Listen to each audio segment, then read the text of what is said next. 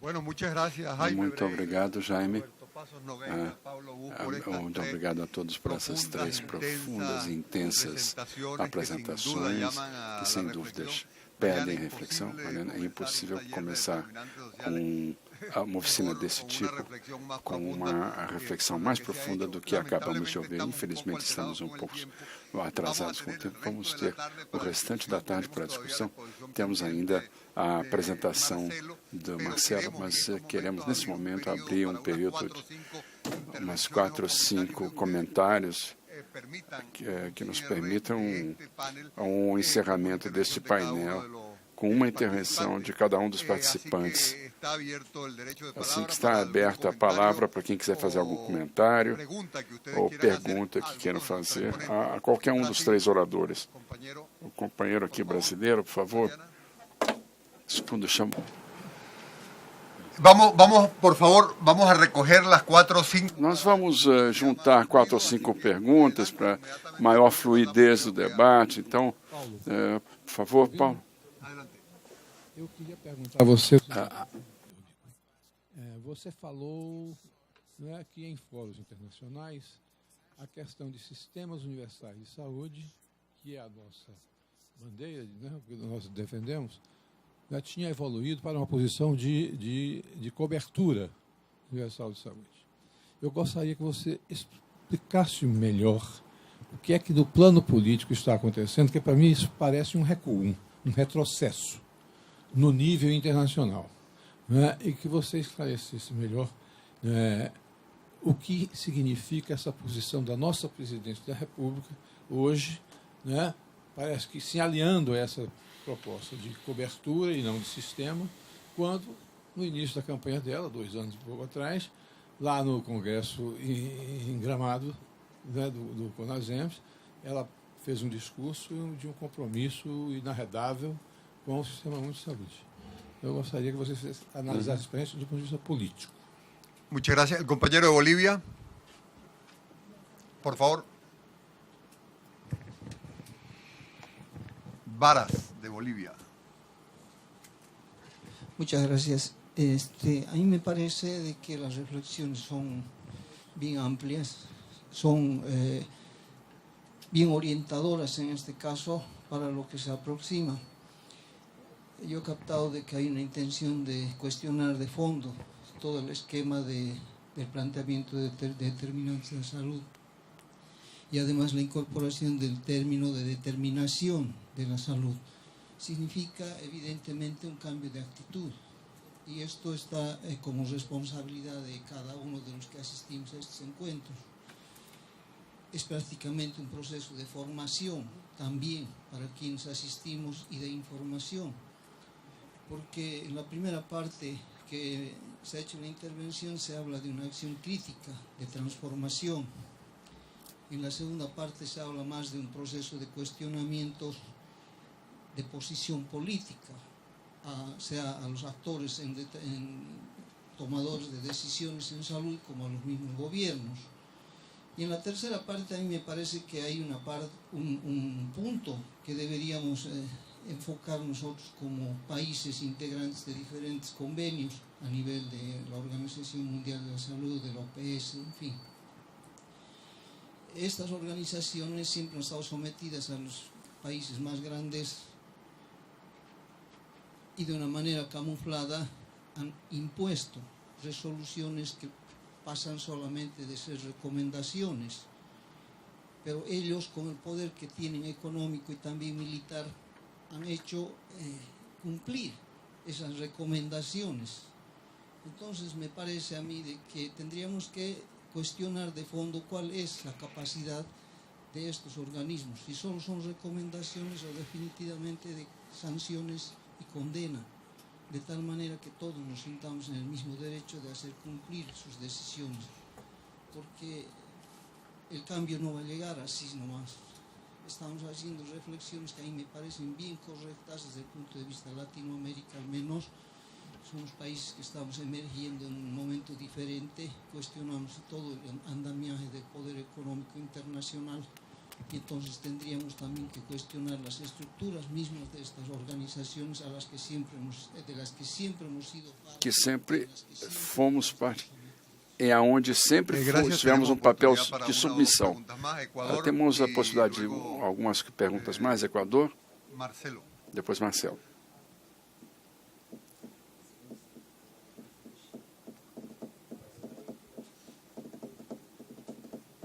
Muchas gracias. Obrigado. Eu entendo que há suficientes razões para fazer essa diferenciação entre determinantes sociais da saúde e determinação. Isso foi muito bem explicado, tanto por Jaime como por Roberto. Porém, creio que às vezes há um pouco de prejuízo em entender certas atividades concretas que se fazem desde os governos nacionais e de organismos internacionais. Quando Jaime dava o exemplo sobre alimentação no Brasil, eu achei que, além da poluição química, ele podia mencionar os transgênicos ou os elementos processados. Não se está vendo como tabaquismo o problema. Não se está vendo como o tabagismo. É uma forma concreta de intervir numa indústria perigosa e poderosa, muito nociva, na qual se está conseguindo resultados, porque há um avanço em política no contexto desse convênio. Possivelmente essa experiência marque aquilo que a gente possa fazer no futuro com outras indústrias perigosas, como aquela de alimentos ultraprocessados ou mesmo de medicamentos e com as suas limitações, porque é diferente do álcool, por exemplo. Obrigado, Hugo. Marcelo, que vai ser um orador de tarde. E é uma pergunta para Jaime, que me pareceu Jaime, pergunta para ti. Uma reflexão ao painel com esto. Uma reflexão é uma pergunta para o Jaime. O potencial da diplomacia da saúde, o potencial que tem para transformar estruturas globais de poder, organizações regionais. E é um pouco essa questão de quando o Jaime falava dessa dificuldade dos estudos sociais e as pesquisas que estão sendo feitas pela Universidade de Simão do Bolívar e como chegar aos políticos é um problema geral, não apenas do Equador, o mesmo com o Paraguai. Se está contaminando toda a agricultura familiar do Paraguai. Quem está fazendo isso? Quem está medindo? Que impacto isso tem? Então, como nós estamos desenvolvendo esses mecanismos para colocar em evidência que dizia o Jaime, em particular com os companheiros da Universidade de Simão Bolívar, com a comunidade andina, essas coisas que o mundo acadêmico acha um eixo, pode ser um efeito e levantar esses problemas como tratando de fortalecer essa ligação entre a pesquisa e a política. Que não seja uma letra morta, que são acordos que os presidentes assinam a cada 6 meses e que depois tem que haver uma continuação. A pergunta é, será que existe concretamente algum mecanismo na comunidade andina com o papel da Universidade de Bolívar de tratar essas questões ou como estão sendo, se através de redes ou alguma outra forma de trabalho? Obrigado. Obrigado, Marcelo. Uma última pergunta? Não. Então, vamos começar. Jaime, você faz o seu comentário final? Oscar, ¿me escuchan? Escuchamos. Ok, bueno. Me parece que o tempo vai ser insuficiente para tudo o que se deve falar. Não quero. Eu vou fazer um comentário muito breve para destacar algumas questões que me chamaram a atenção na questão. Eu vou começar com o último, quando se dizia, e quando o Hugo reclamava de por que não se reconhece a importância da luta contra o tabaco, por exemplo, eu creio que essa inquietude é válida. Não tem nada a ver com o que eu falei. Em primeiro lugar, para mim, o problema não são os governos, são as companhias multinacionais. E nessa linha é que eu concentrei toda a força na minha crítica. O exemplo do dengue e da parte de contaminação de alimentos, porque isso é o mais importante, não apenas a contaminação por agrotóxicos. Estamos vendo no Equador a poluição não apenas agora, mas contra os transgênicos. Nos preocupa a nível de alguns sites oficiais. Tem pessoas que estão tentando convencer aos políticos que não há nada de problema com transgênicos. Também está se usando antibióticos em criação de animais. O problema pior não são os governos, o problema é o lobby poderoso que chega a afetar muitas camadas democráticas dos governos para pressionar a prestação de sistemas que são a negação total da saúde. A mim me parece que é muito difícil falar, por exemplo, da questão apenas de mercado, quando há um crescimento da expansão da propriedade monopolista sobre a terra, sobre as finanças, sobre tudo aquilo que o Roberto falava, porque esse 1% que fala do passo da configuração global, e creio eu, nesse ponto, eu me alio aos pensamentos que foram expostos. O processo crítico mais importante de tudo que eu ouvi, eu espero que não tenha sido de propósito, então, eu digo, aqui há uma questão de fundo, que é, assim como os processos que Paulo falava de atividades não regulares das corporações, a volatilidade dos mercados, a violência, isso tudo são efeitos. O que tem que ser atacado é que há um processo institucionalizado, tolerado e aberto de convergência da compra monopólica da propriedade e de um aproveitamento do uso da tecnologia. Então, não se trata aqui unicamente de lutar contra o tabagismo, porque o problema maior no Equador é a expansão da indústria e a importação de uma filosofia, de um tipo de agroindústria que pode acabar com os níveis de apoio econômico e agrário que temos no país. Eu gostaria muito que isso seja definido como um processo crítico, a crise dos pequenos, a crise da economia camponesa de pequena escala, e isso é a base da soberania alimentar. Então, é esse tipo de raciocínio que gostaríamos de insistir, porque me parece que é aí que está o miolo da questão. A questão de designá-lo como um grande processo, como um conjunto de atividades, e aqui eu concordo com o Paulo, atividades empresariais não reguladas. Há linhas normativas, inclusive da OMS ou das Nações Unidas, sobre o Código de Conduta de Grandes Negócios. E isso é em consequência de uma falta de força, de reforço de cumprir tais regras. Então, eu gostaria que os governos progressistas usem o espaço que eles têm na consciência desse tipo de questões que são muito sérias.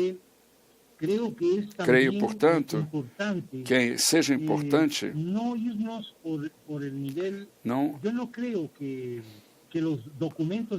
creio que os documentos internacionais sejam apenas peças de retórica. Creio que são coisas que marcam linhas que, infelizmente, estabelecem hábitos de ação, conceitos, mecanismos e agendas. E quando falamos de agendas, eles distraem os organismos internacionais do tema que é da determinação. Eu uso sempre como exemplo de uma forma de distração e com todo respeito seja com quem for, o fato de que a agenda do Rio, a agenda do Rio Mais 20 são peças de distração, são palavras que aparecem, que preenchem e que estão construídas de tal forma que não tocam a questão central. E a questão central é que os donos do mundo vão continuar cada vez mais donos, estão crescendo. Me preocupa, por exemplo, que há uma reunião no Brasil onde grandes especialistas brasileiros expuseram com muito detalhe dos mega eventos que o Brasil vai ter em breve, o Mundial de Futebol e as Olimpíadas, com 2 anos de separação, e se vê como isso são grandes ofensivas da acumulação do capital através de certas organizações internacionais que são verdadeiros grupos de controle monopólio do negócio do esporte e tudo que isso significa para as populações brasileiras. Portanto, debater esse espaço de como se deve fazer para aproveitar o desenvolvimento organizado dos brasileiros. Isso é um desafio fundamental, uma questão tão importante como o esporte. Eu creio que o Roberto estabeleceu alguns outros pontos críticos aos quais temos que examinar. Eu quero ressaltar uma das concordâncias com o que o Roberto disse, do meu protesto, que é que eu creio que o que falta à gestão da saúde e ao que a gestão das universidades, o pensamento da saúde pública, é uma agenda de transformação. Mas não me refiro a uma agenda de transformação de efeitos. Me refiro a uma agenda de transformação de um sistema de propriedade monopolista e uma acumulação de capital descontrolada. Esse é o grande tema central, é o olho do furacão da determinação social. E se nós não o encaramos, continuaremos num debate falso, teremos muitas reuniões e as coisas vão continuar sem mudar. Como desenvolver tais articulações? Creio que a nível nacional e internacional, eu ouvi com grande interesse que havia uma proposta para fazer uma nova arquitetura financeira e que a nova arquitetura financeira vai ter como uma das suas estratégias iniciais a soberania da saúde. Com os companheiros e amigos do governo do Equador, me parece excelente. O controle do comércio e da produção para o setor público sul-americano global. Eu creio que esse tipo de progressos, ou que a nova arquitetura financeira esteja orientada para dissuadir as grandes companhias e fortalecer as pequenas. Esse é o tipo de medida de saúde pública, de saúde coletiva que estamos esperando, somadas a todas aquelas outras tarefas mais específicas que temos que cuidar. Creio que nesse sentido estamos creyendo que aqui, por exemplo, o governo do meu país é um governo que o governo do meu país é um governo que representa um pensamento que busca uma transformação do sistema de saúde. Não tenho problema por esse lado. Pelo contrário, apoiamos a nossa universidade, apoia como fazer, recuperando não uma ideia reticular da organização, nem uma governança a estilo feito algumas vezes, porém, comparecendo, convocando sindicatos, organizações indígenas, não criminalizando o protesto social, mas sim incorporando as teses das organizações históricas, operárias, camponesas, na gestão da mudança. Na medida em que vamos ficar presos numa linguagem tecnocrática, como uma espécie de concepção vertical da questão.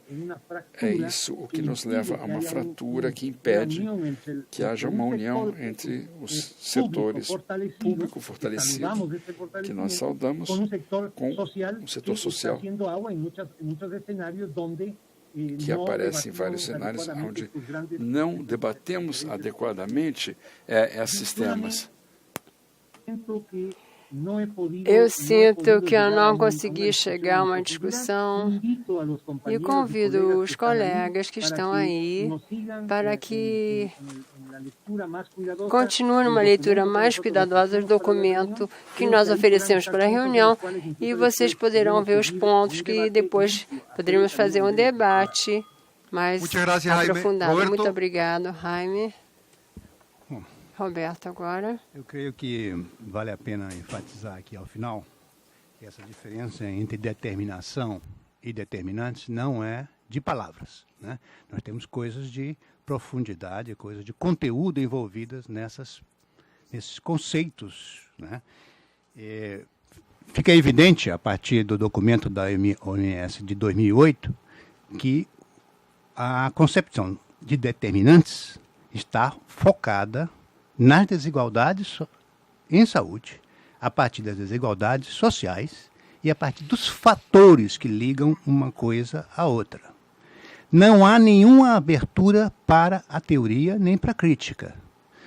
O que se faz nesse documento, e bem feito, eu acho que inclusive que é um documento progressista, não é um documento reacionário, pelo contrário, ele é progressista.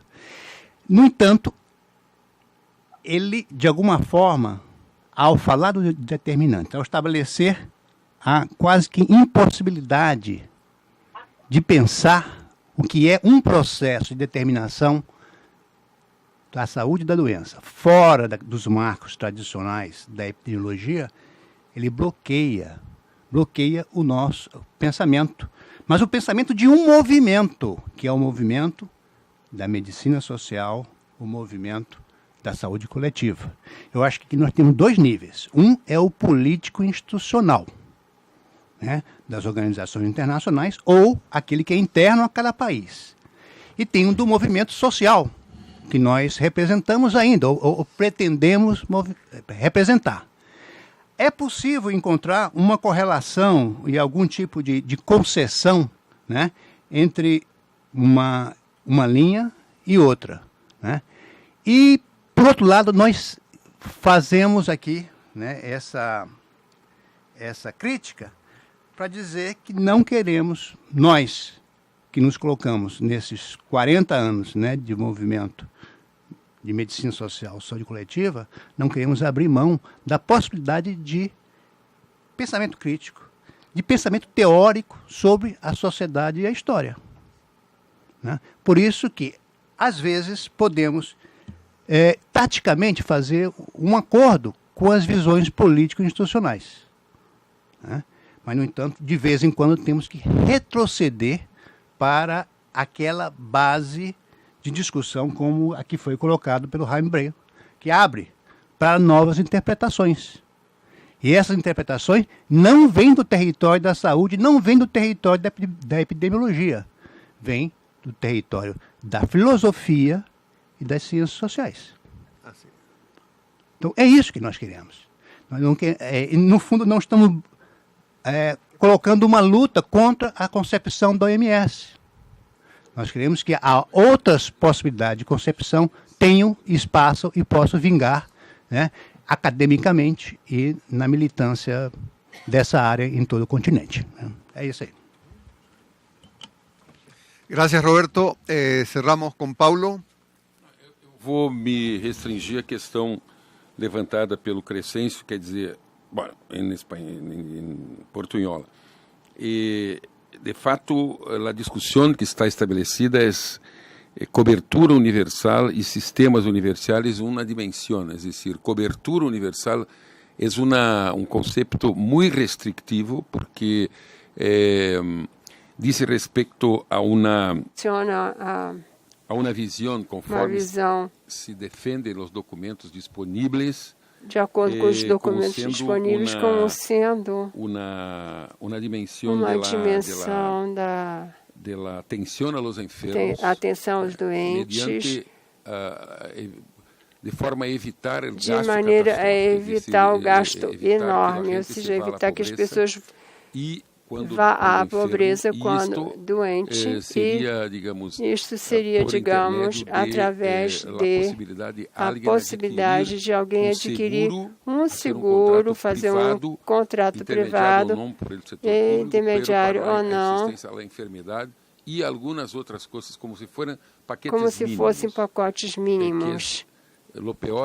Que é o pior que nós temos lembranças da década de 90, do informe do Banco Mundial. Do informe do Banco Mundial. Em outra dimensão estão os sistemas universais da saúde, que é a atenção integral, equitativa e a atenção não significando assistência aos doentes, mas abrangente, comprehensive, como se diz no inglês, equitativo integral, de caridade e participativo, e com base no direito e não com base na compra que eu possa fazer de uma coisa que vai me defender pessoalmente. Incluindo, não existe uma palavra, é impressionante, nesse documento da OMS não há nada, em nenhum momento, que faz menção à saúde pública, à saúde pública, ou seja, ao assunto da vigilância, da determinação social, ou seja, nada, é sempre atenção e atenção aos doentes. Mas nós entendemos que isso é um é uma coisa que vem como um objetivo para o desenvolvimento, mas um objetivo instrumental.